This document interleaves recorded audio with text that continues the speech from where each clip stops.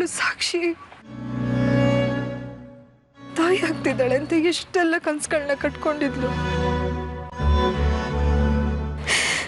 ರಂಜಿತ್ತು ಅಷ್ಟೇ, ತಂದೆ ಆಗ್ತಿದ್ದೀನಿ ಅನ್ನೋ ಸಂಭ್ರಮದಲ್ಲಿದ್ರು.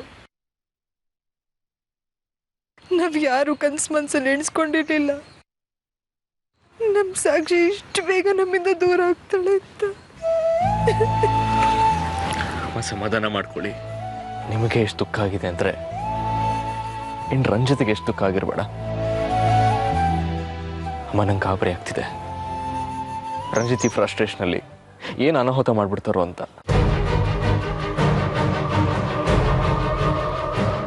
ರಂಜಿತ್ತು ಫ್ರಸ್ಟ್ರೇಷನ್ ಅಲ್ಲಿ ಇದ್ದಾರೆ ಅನ್ನೋದು ನನಗೂ ಚೆನ್ನಾಗಿ ಗೊತ್ತಿದೆ.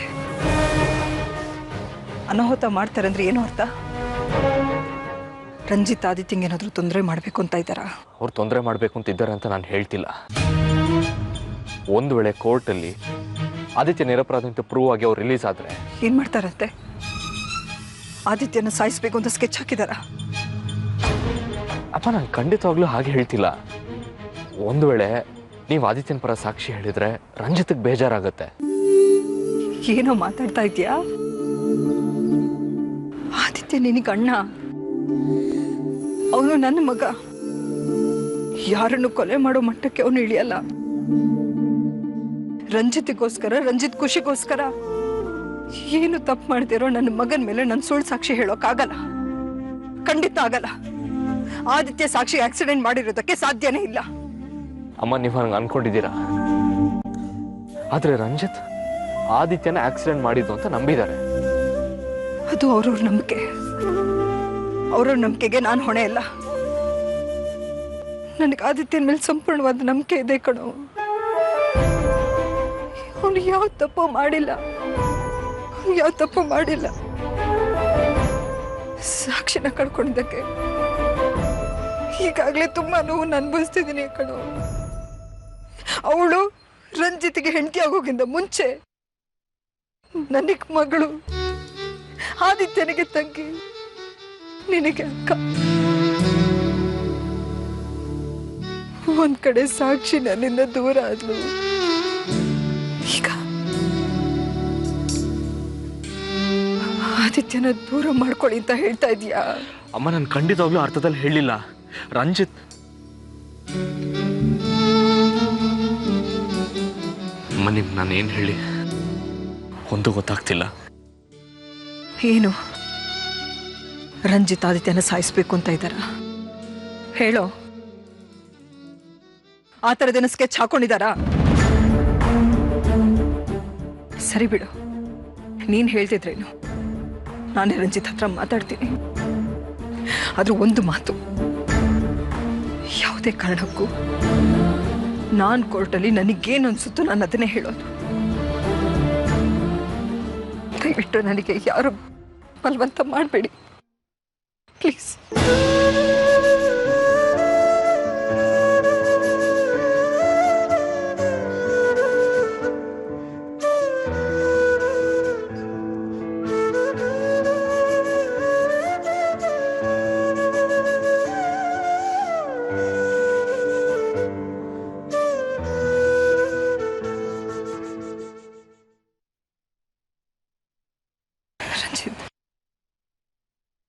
ನಿಮ್ಗೆ ಹೇಗೆ ಸಮಾಧಾನ ಹೇಳಬೇಕು ಅಂತ ನನಗೆ ಅರ್ಥ ಆಗ್ತಾ ಇಲ್ಲ. ಸಾಕ್ಷಿನ ಕಳ್ಕೊಂಡಿದ್ದಕ್ಕೆ ನಿಮ್ಗೆ ಎಷ್ಟು ನೋವಾಗಿದೆ ಅನ್ನೋದು ನನಗೆ ಚೆನ್ನಾಗಿ ಗೊತ್ತಿದೆ. ಹಾಗಂತ ಸತ್ಯನ ಮುಚ್ಚಿಟ್ಟು ಸುಳ್ಳು ಹೇಳೋದಕ್ಕೆ ಸಾಧ್ಯ ಇಲ್ಲ. ನನಗೆ ಮತ್ತೆ ಕಾಲ್ ಮಾಡ್ತೀನಿ. ಹೇಳಿದ ಕೆಲಸ ಆಗ್ಬೇಕಷ್ಟೇ. ಅದೇನು ಬರುತ್ತೋ ಬರಲಿ, ನಾನು ನೋಡ್ಕೋತೀನಿ. ಪ್ಲೀಸ್ ರಂಜಿತ್, ನಿಮ್ಮ ಮನಸ್ಸಲ್ಲಿ ಏನಾದರೂ ಆದಿತ್ಯಕ್ಕೆ ತೊಂದರೆ ಕೊಡಬೇಕು ಅನ್ನೋದಿದ್ರೆ ದಯವಿಟ್ಟು ಅದನ್ನ ಮರ್ತು ಬಿಡಿ. ನನಗಿರೋದು ಅವನೊಬ್ಬನೇ. ಅವನನ್ನು ಬಿಟ್ಟು ನಾನು ಬದುಕಲ್ಲ ರಂಜಿತ್, ಬದುಕಲ್ಲ. ಕರೆಕ್ಟು. ನೀವು ನಿಮ್ಮ ಮಗನ ಬಿಟ್ಟು ಬದುಕುದಿರೋಕ್ಕಾಗಲ್ಲ. ನಾನು ನನ್ನ ಹೆಂಡತಿ ಮಗನ ಕಳ್ಕೊಂಡು ಬದುಕಿರ್ಬೇಕು. ಚೆನ್ನಾಗಿದೆ. ಆದಿತ್ಯ ಒಬ್ಬ ಒಳ್ಳೆ ಬುದ್ಧಿ ಕಲ್ತಿದ್ರೆ ನಾವೆಲ್ಲರೂ ತುಂಬಾ ಚೆನ್ನಾಗಿರ್ತಿದ್ವಿ. ಅವನಿಗೆ ಬದುಕೋ ಯಾವ ಯೋಗ್ಯತೆನೂ ಇಲ್ಲ ಅತ್ತೆ. ತೋರಿಸ್ತೀನಿ ಈ ರಂಜಿತ್ ಏನು ಅಂತ. ಇವತ್ತು ತೋರಿಸ್ತೀನಿ ಅವ್ರಿಗೆ. ಇನ್ನೊಂದು ಜನ್ಮ ಅಂತ ಅವನು ಕನಸಲ್ಲಿ ಯೋಚನೆ ಮಾಡಬಾರ್ದು. ಹಾಗೆ ಮಾಡ್ತೀನಿ, ನೋಡ್ತೀರಿ. ನೋಡಿ, ಈಗಾಗಲೇ ನಾವೆಲ್ಲರೂ ಸಾಕ್ಷಿನ ಕಳ್ಕೊಂಡು ತುಂಬಾ ನೋವನ್ನು ಅನುಭವಿಸ್ತಾ ಇದ್ದೀವಿ. ಈಗ ಆದಿತ್ಯಂಗೇನಾದ್ರೂ ಹೆಚ್ಚು ಕಡಿಮೆ ಆದ್ರೆ ಬಿಡಿಯತ್ತೆ, ಸಾಕ್ಷಿ ಸತ್ರೆ ಸಾಯ್ತಾಳೆ ಬಿಡಿ. ನಿಮಗೆ ನಿಮ್ಮ ಹೊಟ್ಟೆಲ್ ಹುಟ್ಟಿರೋ ಆದಿತ್ಯ ಮಾತ್ರ ಮುಖ್ಯ ಅಲ್ವಾ? ಅಲ್ಲ ಬಿಡಿ, ಅವನೇ ತಂಗಿ ಅನ್ನೋದನ್ನು ಮರೆತು ನನ್ನ ಮೇಲಿನ ಕೆಟ್ಟ ಸೇಡ್ಗೆ ಅವ್ನಿಗೆ ಏನ್ ಬೇಕೋ ಅದನ್ನು ಮಾಡಿ ಅಟ್ಟಹಾಸದಿಂದ ಮೆರೀತಿದ್ದಾನೆ. ನಾನು ಮಾತ್ರ ನಿಮ್ಮ ಮುಖ ನೋಡ್ಕೊಂಡು ಸುಮ್ಮನೆ ಇರಬೇಕು ಅಲ್ವಾ? ಬೇಡ ರಂಜಿತ್, ಬೇಡ. ನನ್ನ ಮಗನಿಗೆ ಯಾವ ತೊಂದ್ರೆನೂ ಮಾಡಬೇಡಿ. ನೀವು ಸೂರ್ಯವರು ಹಾರಿ ಅನ್ಕೊಂಡಿರೋ ಹಾಗೆ ನನ್ನ ಮಗ ಸಾಕ್ಷಿ ಆಕ್ಸಿಡೆಂಟ್ ಮಾಡಿಲ್ಲ. ದಯವಿಟ್ಟು ನನ್ನ ಮಾತನ್ನ ನಂಬಿ. ಬೇಕಾದ್ರೆ ನಾನು ನಿಮ್ಮ ಕಾಲು ಪ್ಲೀಸ್ ಪ್ಲೀಸ್ ಪ್ಲೀಸ್ ಅತ್ತೆ, ಪ್ಲೀಸ್. ಕಾಲು ಹಿಡ್ಕೊಳ್ಳೋದು, ಕೈ ಮುಗಿಯೋದು, ಕಣ್ಣೀರು ಹಾಕೋದು ಇವೆಲ್ಲ ದಯವಿಟ್ಟು ಮಾಡಬೇಡಿ. ಏನು ಪ್ರಯೋಜನ ಇಲ್ಲ. ನೋಡಿ, ನಾನು ಎಂಥ ಕಲ್ಲು ಮನಸ್ಸಿನ ವ್ಯಕ್ತಿ ಅಂತ ನಿಮ್ಗೆ ಯಾರಿಗೂ ಗೊತ್ತಿರಲಿಲ್ಲ. ಸಾಕ್ಷಿ ನನ್ನ ಬದುಕಿನಲ್ಲಿ ಬಂದ ಮೇಲೆ ಎಲ್ಲವನ್ನೂ ಮರೆತು ನಾನು ಬೇರೆ ಪ್ರಪಂಚದಲ್ಲಿ ಬದುಕ್ತಿದ್ದೆ. ಸಾಕ್ಷಿ ನನ್ನ ಬದುಕು, ನನ್ನ ಜೀವನ, ನನ್ನ ಜೀವ ಆಗಿದ್ಲವಳು, ಎಲ್ಲ ಆಗಿತ್ತು. ನಿಮ್ಮ ಮುದ್ದಿನ ಮಗ ಕೊಂದು ಹಾಕ್ಬಿಟ್ಟ. ನನ್ನ ಇಡೀ ಬದುಕನ್ನೇ ಕೊಂದು ಹಾಕ್ಬಿಟ್ಟ. ಅವಳನ್ನ ಕಳ್ಕೊಂಡು ನನಗೆಷ್ಟು ದುಃಖ ಆಗ್ತಿರ್ಬೇಡ. ಎದೆಯಲ್ಲಿ ಜ್ವಾಲಾಮುಖಿ ಉರಿತಾ ಇರಲ್ವಾ, ಅದು ತಣ್ಣಗಾಗಬೇಕು ಅಂತಂದ್ರೆ ಅವನನ್ನ ಸುಟ್ಟಿರೋ ಬೂದಿ ನೋಡ್ಬೇಕು ನಾನು. ಅವಾಗಲೆಲ್ಲ ಸರಿ ಹೋಗೋದು. ಮತ್ತೆ ಇವತ್ತು ಅವನಿಗೇನಾದ್ರೂ ಶಿಕ್ಷೆ ಆದ್ರೆ, ಅವನು ಜೈಲಿಗೆ ಹೋದ್ರೆ, ಜೈಲಿಂದ ಬಂದ್ಮೇಲಾದ್ರೂ ಸರಿ ಅವನು ಸಾಯಿಸ್ತೀನಿ ನಾನು. ಒಂದು ವೇಳೆ ಏನಾದ್ರೂ ಅವನಿಗೆ ಇಲ್ಲಿ ಶಿಕ್ಷೆ ಆಗದೆ ಹೋದ್ರೆ ಇಲ್ಲಿ ನಡೆಯೋದೇ ಬೇರೆ. ರಣರಂಗ ಮಾಡ್ತೀನಿ ಇಲ್ಲಿ ನಾನು. ಬೇಡ, ದಯವಿಟ್ಟು ಹಾಗೆಲ್ಲ ಮಾತಾಡಬೇಡಿ. ನನ್ನ ಮಗ ನನಗೆ ಬೇಕು. ನನ್ನ ಮಾತು ನಂಬಿ ರಂಜಿತ್.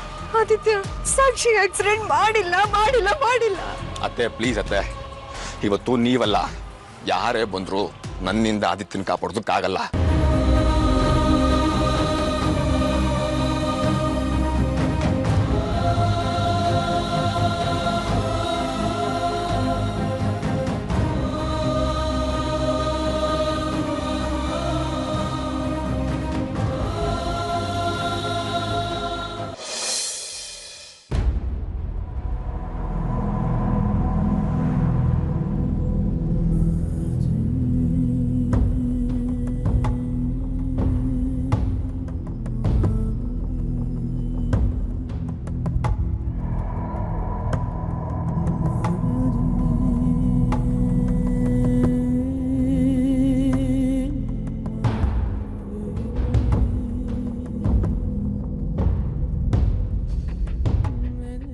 ನನ್ನ ಪ್ರೀತಿ ತಂಗಿ ಸಾಕ್ಷಿ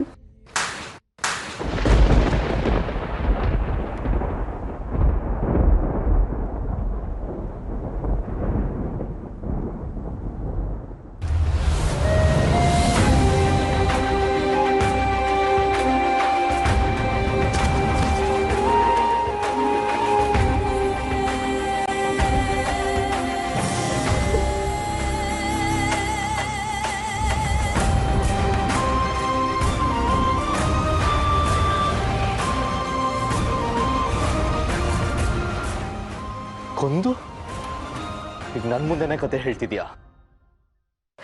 ಸರ್ ಪ್ಲೀಸ್.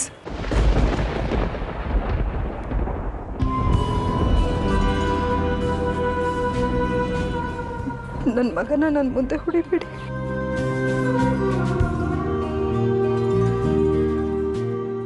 ನಿಮ್ಮ ಮಗಳು ಸಾವಿಗೆ ಕಾರಣ ಅದು ಇವನು. ಇವತ್ತವಳಿಗೆ ಸತ್ತು 5 ದಿನ ಆಯ್ತು.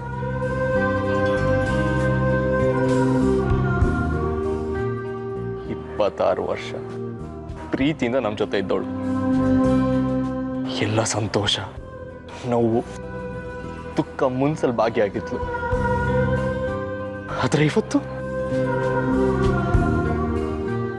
ಅವಳಿಲ್ಲ. ಇದಕ್ಕೆಲ್ಲ ಕಾಣಾದ ಇವನ್ ಮೇಲೆ ಇನ್ನೂ ಪ್ರೀತಿ ಮಮಕಾರ ಇಟ್ಕೊಂಡಿದ್ದೀರಾ ನೀವು? ಅವನ ಬಗ್ಗೆ ಪ್ರೀತಿ ಮಮಕಾರ ಇದೆಯೋ ಇಲ್ವೋ ಅನ್ನೋದು ಅನವಶ್ಯ. ನನ್ನ ಮುಂದೆ ನನ್ನ ಮಗನ ಹೊಡಿಬೇಡಿ. ನಾನು ನಿಮ್ಮನ್ನು ಕೇಳ್ಕೊಳ್ಳೋದಷ್ಟೇ. ಅಮ್ಮ, ನಿಮಗೆ ಅನ್ನಿಸ್ತಮ್ಮ ನಾ ಸಾಕ್ಷಿ ಮೇಲೆ ಗಾಡಿ ಹಚ್ಚಿದ್ದೀನಿ ಅಂತ? ಸರ್, ನಾನು ಎಷ್ಟೊತ್ತಿಗೆ ಕರೀತಾರೆ ಸಾಕ್ಷಿ ಹೇಳೋದಕ್ಕೆ? ಅಮ್ಮ, ಸಾಕ್ಷಿ ನನ್ನ ಪ್ರಾಣ ಅಮ್ಮ. ನಿಮಗೆ ಗೊತ್ತು ನಾನು ಅವಳನ್ನ ಎಷ್ಟು ಪ್ರೀತಿ ಮಾಡ್ತೀನಿ ಅಂತ. ಅಂಥದ್ರಲ್ಲಿ ಅವಳು ಪ್ರಾಣ ತೆಗೆಯೋ ಕೆಲಸ ನಾನು ಮಾಡ್ತೀನ? ನಾ ಒಳಗೆ ಕೂತಿರ್ತೀನಿ ಸರ್.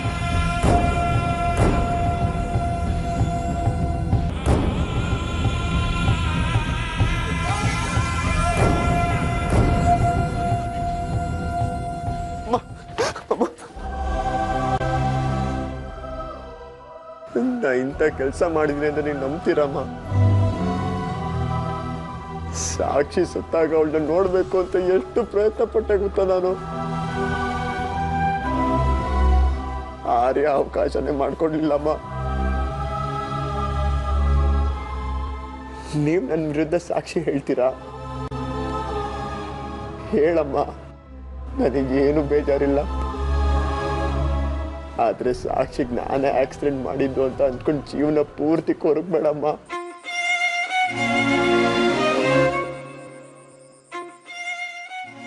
ನನಗೆ ನೋವಾಗುತ್ತೆ. ಪ್ರಾಣ ಹೋದಷ್ಟು ಸಂಕಟ ಆಗತ್ತಮ್ಮ. ನೀವೊಬ್ರು ನಾನು ತಪ್ಪು ಮಾಡಿಲ್ಲ ಅಂತ ಅರ್ಥ ಮಾಡ್ಕೊಳಮ್ಮ ಸಾಕು. ಕೋರ್ಟಲ್ಲಿ ಕಲ್ ಶಿಕ್ಷೆ ಕೊಟ್ಟರು ನೆಮ್ಮದಿಯಾಗಿ ಅನುಭವಿಸಕ್ ಸಿದ್ಧ ಅಮ್ಮ ನಾನು. ಸತ್ಯವಾಗ್ಲೂ ಹೇಳ್ತಾ ಇದ್ದೀನಮ್ಮ. ಸಂತೋಷವಾಗಿ ನೇಣಿಗೆ ಕುತ್ತಿಗೆ ಕೊಟ್ಟು ಪ್ರಾಣ ಬಿಟ್ಬಿಡ್ತೀನಮ್ಮ. ನಿಮ್ಮ ಹಣೆಗಳು ಅಮ್ಮ.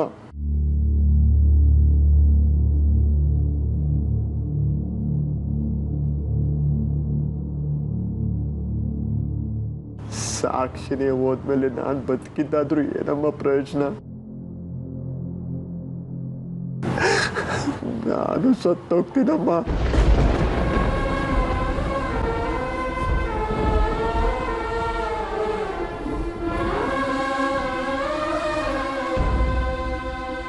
ಸತ್ತೋಗ್ತೀನಿ.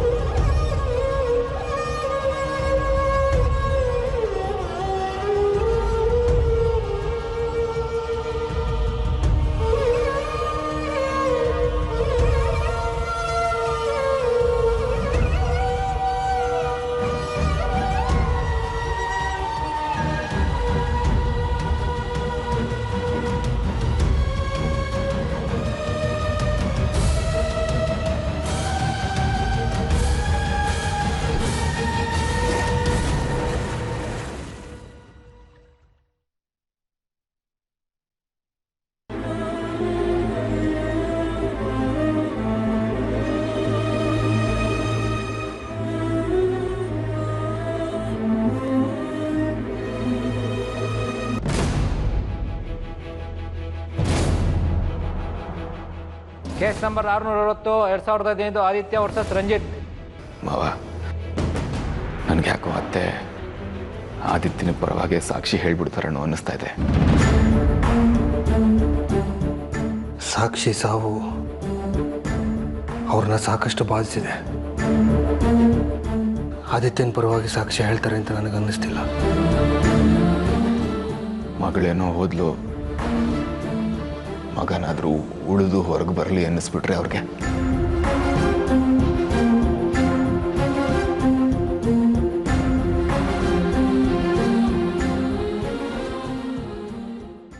ಬಹಳ ನೊಂದಿದ್ದೀರಿ ಅಂತ ಕಾಣುತ್ತೆ.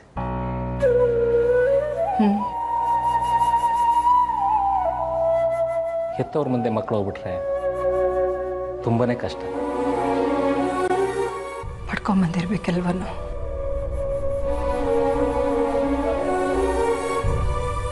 ಮಕ್ಕಳು ಸಾವು, ಒಳ್ಳೆಯವರು ಕೆಟ್ಟವರು ಇಲ್ಲ.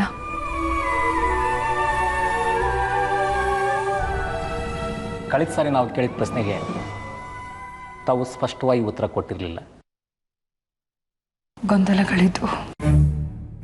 ಮನಸ್ಸಿನಲ್ಲಿ. ಈಗ ಗೊಂದಲ ಎಲ್ಲ ನಿವಾರಣೆ ಆಗಿದೆಯಾ? ನಾನೇನು ಹೇಳಬೇಕು ಅನ್ನೋದ್ರ ಬಗ್ಗೆ ನನಗೆ ಸ್ಪಷ್ಟತೆ ಇದೆ. ಇವತ್ತಿನ ಹೇಳಿಕೆ ಬಹಳ ಮುಖ್ಯವಾದ್ದು. ಗೊತ್ತಿದೆ.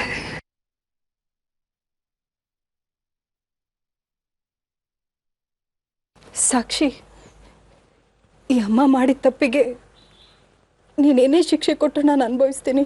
ನೀವು ನಮ್ಮನ್ನು ಬಿಟ್ಟು ಎಲ್ಲೂ ಹೋಗೋಂಗಿಲ್ಲ.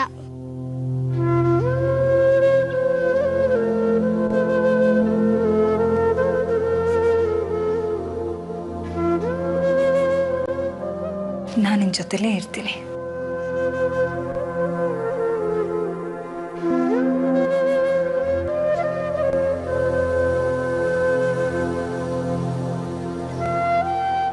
ನಿಮ್ಮ ಮಗಳು ಸಾಕ್ಷಿಗೆ ಆಕ್ಸಿಡೆಂಟ್ ಮಾಡಿ ಸಾಕ್ಷಿ ಮತ್ತು ಅವರ ಮಗು ಇಬ್ಬರು ಸಾವಿಗೂ ಕಾರಣ ಆಗಿರೋ ಅಪರಾಧಿ ಆದಿತ್ಯನೇ ಅಂತ ನಿಮ್ಮ ಫ್ಯಾಮಿಲಿ ಮೆಂಬರ್ಸ್ ಎಲ್ಲ ಹೇಳಿದ್ದಾರೆ.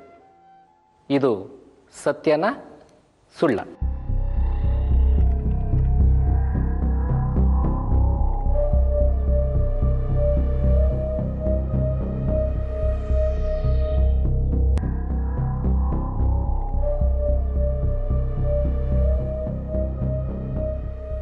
ಆದಿತ್ಯನೇ ಆಕ್ಸಿಡೆಂಟ್ ಮಾಡಿದ್ದು ಸತ್ಯನಾ ಸುಳ್ಳ ಹೇಳಿ.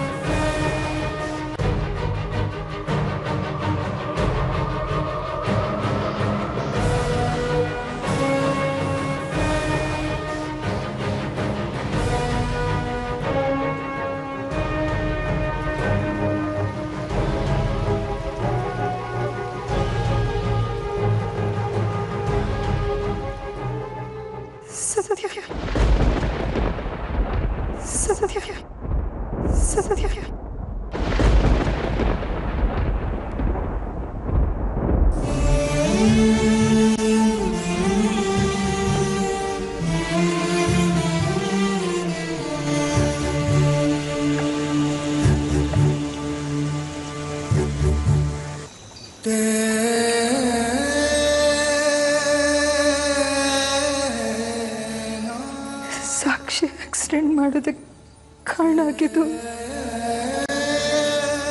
ನನ್ನ ಮಗನೇ. ಅದೇ ಸತ್ಯ, ಅದೇ ನಿಜ.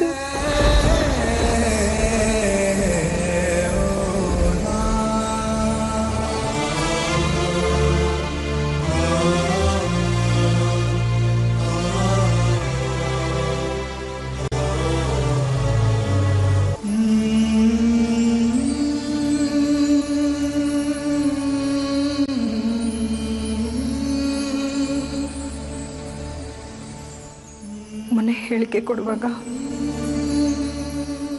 ಆದಿತ್ಯ ತಪ್ಪು ಮಾಡಿದನೋ ಇಲ್ವೋ ಅನ್ನೋ ಗೊಂದಲದಲ್ಲಿದ್ದೆ. ಅದಕ್ಕೆ ಕಾರಣ ನನ್ನ ಮಗ ಅನ್ನೋದು ಸತ್ಯ ಪ್ರೀತಿ ಮಮಕಾರಕ್ಕೆ ಸಿಕ್ಕಾಕೊಂಡಿತ್ತು. ಸತ್ಯ ಬೇಕು, ಮಗ ಬೇಕು ಅನ್ನೋ ನನ್ನ ಮನಸ್ಸು ಈ ಬಂದಲ್ಲಿ ಸಿಕ್ಕಾಕೊಂಡಿತ್ತು.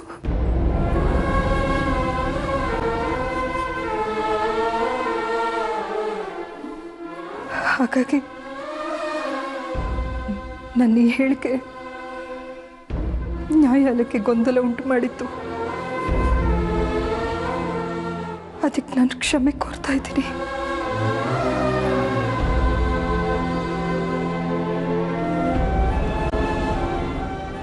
ಇವತ್ತು ಹೇಳೋ ಹೇಳಿಕೆಯಲ್ಲಿ ಸ್ಪಷ್ಟವಾಗಿ ಯಾವುದೇ ಮಕಾರಕ್ಕೆ ಕಟ್ಟು ಬೀಳದೆ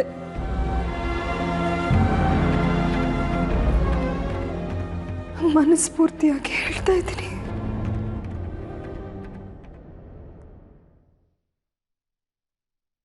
ಸಾಕ್ಷಿ ರಂಜಿತ್ನ ಮದುವೆ ಆಗಿದ್ದಕ್ಕೆ ಅವರಿಬ್ಬರ ಮೇಲೂ ಆದಿತ್ಯನಿಗೆ ದ್ವೇಷ ಇತ್ತು. ತಂಗಿ ಅಂತ ನೋಡ್ದೆ ತನ್ನ ಆಟೋದಿಂದ ಆಕ್ಸಿಡೆಂಟ್ ಮಾಡಿ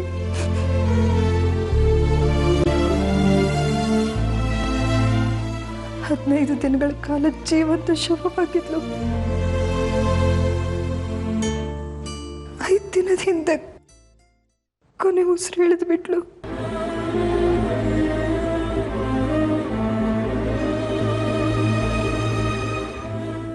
ಇಷ್ಟಕ್ಕೆಲ್ಲ